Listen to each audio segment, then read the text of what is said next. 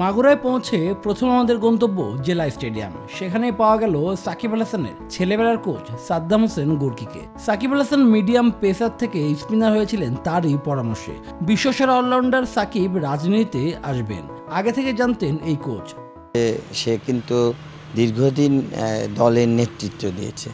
আসলে নেতৃত্ব দিলে হয় কি যে একটি দলকে অথবা মানুষকে সংগঠনকে পরিচালনা করা যায়, সেটা ওর পূর্ব অভিজ্ঞতা যেহেতু আছে।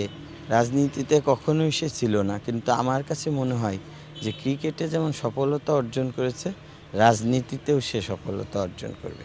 আর সবচেয়ে বড় জিনিস যে সাকিব আল হাসানের আপ্রাণ চেষ্টা আছে, যে ওর একটা জিনিস ছোটোবেলার থেকেই যে কাজটি করবে সেই কাজে সফলতা অর্জন।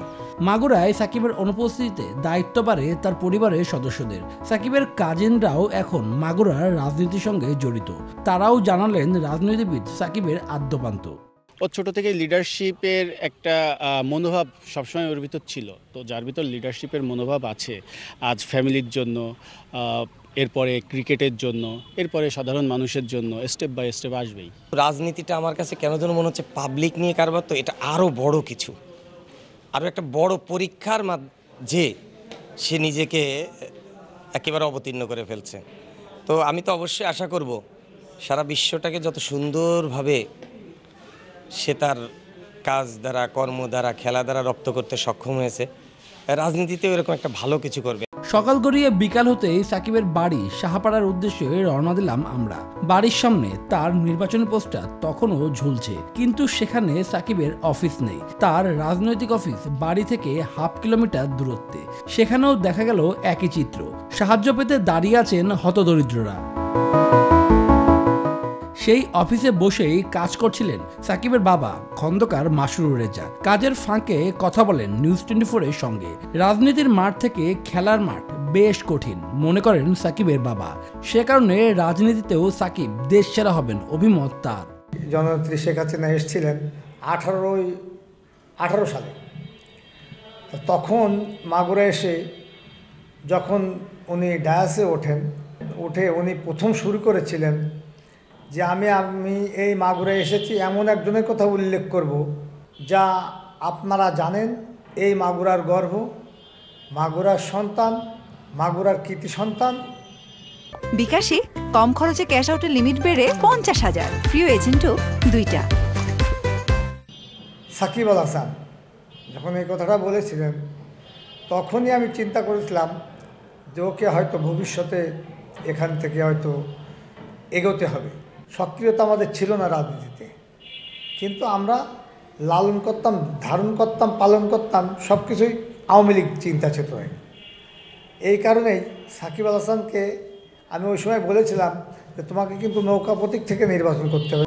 মিস্টার 75-এ রাজনীতিতে যোগ দেওয়ার বিষয়ে কথা বলেন তার বন্ধুরা। ছোট থেকে যেমন ছিলেন হাসান, এখনও তেমনই আছেন অভিমত তার বন্ধুদের।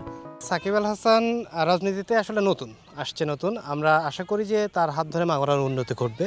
সাকিবের মধ্যে যেটা দেখেছি, ও খুব প্রতিটা কাজ খুব নিখুঁতভাবে করতে চায়। ও hard worker, allrounder Shakib, cricketer Shakib, রাজনৈতিক সাকিব। আসলে সে যেখানে যে মাধ্যমেই যখন গেছে, আমি দেখছি যে অলরাউন্ডার অটোমেটিক হয়ে গেছে। মাগুরাবাসী সাকিবের কাছে জানালেন তাদের প্রত্যাশার কথা। যে খেলাধুলার জন্য সাকিব আজ বিশ্বনন্দিত, মাগুরাকেও বেশ উপরে নিয়ে যাবেন বিশ্বাস সেখানকার মানুষের। খেলার সামগ্রী থেকে বিভিন্ন সুযোগ সুবিধা যদি তিনি তৈরি করে দেন, তাহলে এরা খেলায় দ্রুত উন্নতি করতে পারবে। অনেক মেয়েরা আছে যাদের বুট কেনার সামর্থ্য নেই, অনেকের জার্সি নাই, হাফ প্যান্ট নাই, তাদের যদি একটু সহযোগিতা করা যেত এরকম। তাকে আমরা রাজনীতিতেও দেখতে চাই, সবচেয়ে বড় জায়গায় দেখতে চাই মানুষের হৃদয়। সাকিব আল হাসানও মাগুরাকে নিয়ে তুলে ধরলেন তার পরিকল্পনার কথা। কোথায় কোথায় উন্নতি করতে হবে সেটিও জানালেন। মাত্র তো শুরু হলো, অনেক চ্যালেঞ্জিং। চেষ্টা থাকবে যে সর্বোচ্চ কাজ করার। মাগুরা যে 2টা উপজেলা নিয়ে আমার কনস্টিটিউশন, ওই জায়গাটাতে সর্বোচ্চ কাজ করার চেষ্টা থাকবে।